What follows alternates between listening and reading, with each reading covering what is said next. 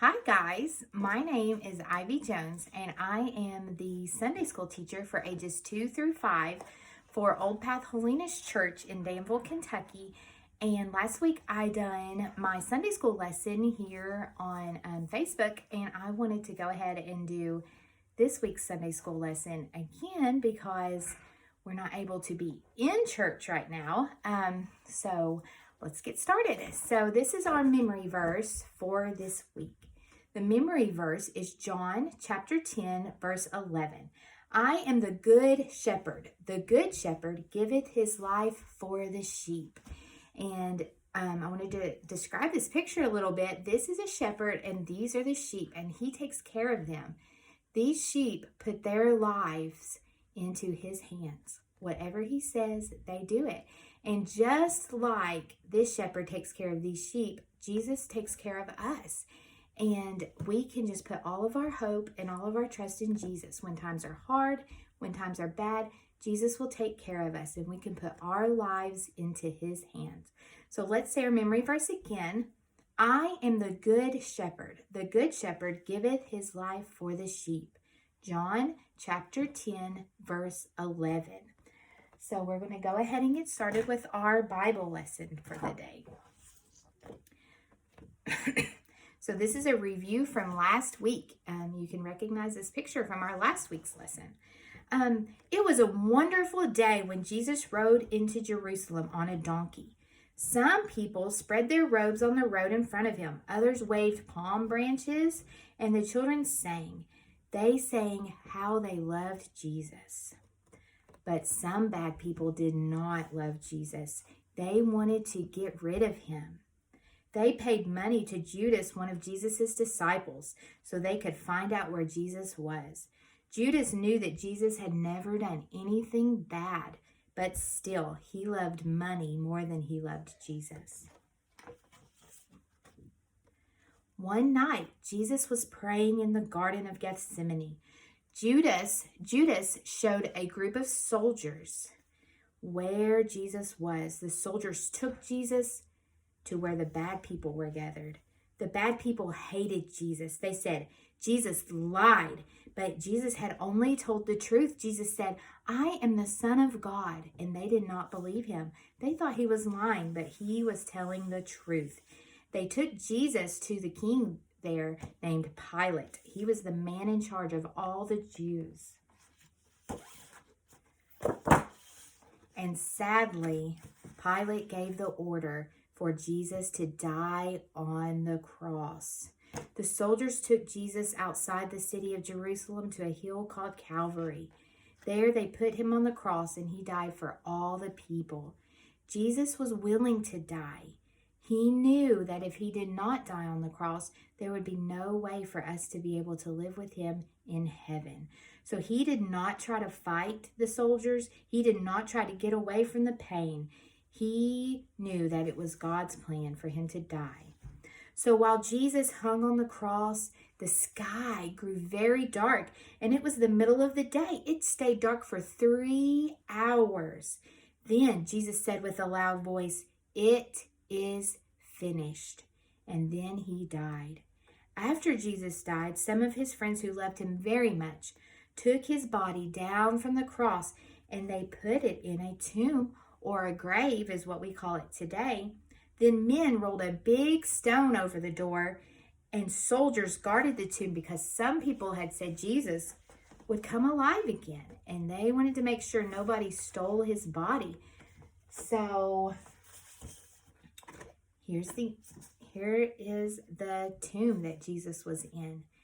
On the third day after Jesus' body had been put in the tomb, something wonderful happened. Inside the tomb, Jesus rose from the dead. He was alive again, and he had risen just as he said. He told everyone that he would, and they did not believe him.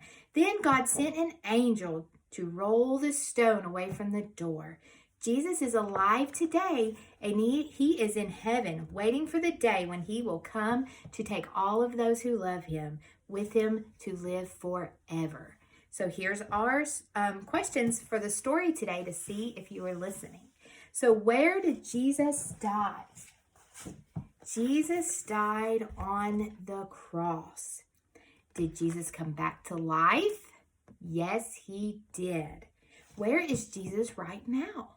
He lives in our heart if we have asked him to live in our heart, but he lives in heaven, and he is waiting for the day when he can come and get his children to live forever in heaven with him.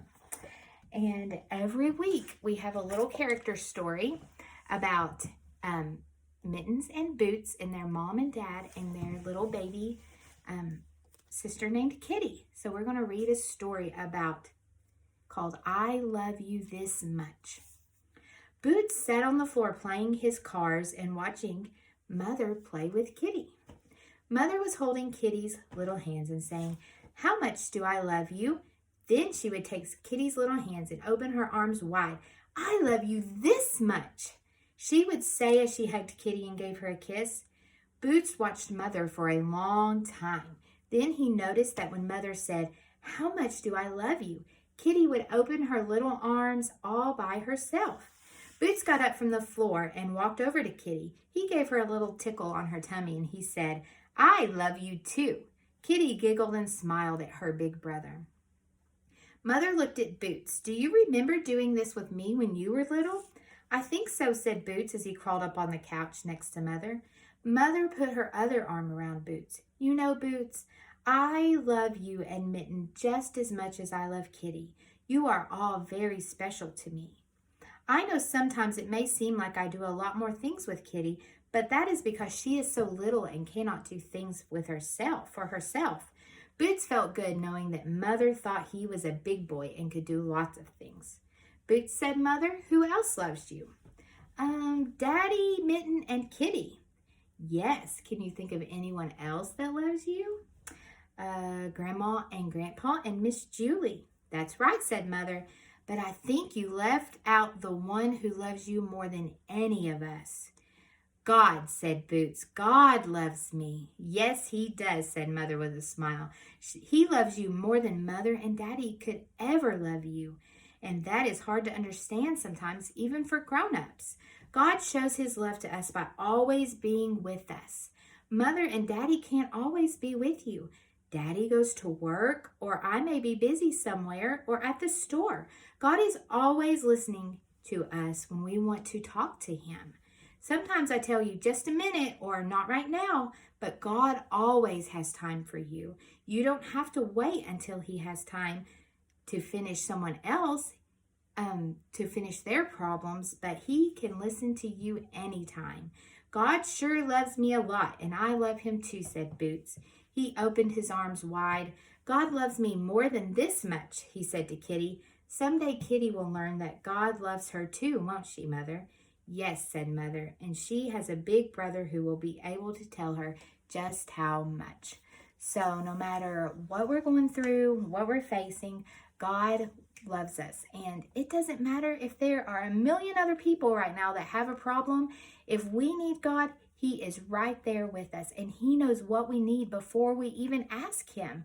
So if you have a problem, God is who you need to talk to. Yes, you need to tell your mom or your dad, but if you have a problem and they can't get to you, God is who we need to talk to, because he is always there to listen, and he even knows how much hair we have on our head. Our parents don't even know that.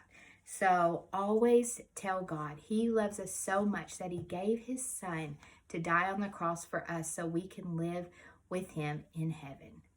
Bye.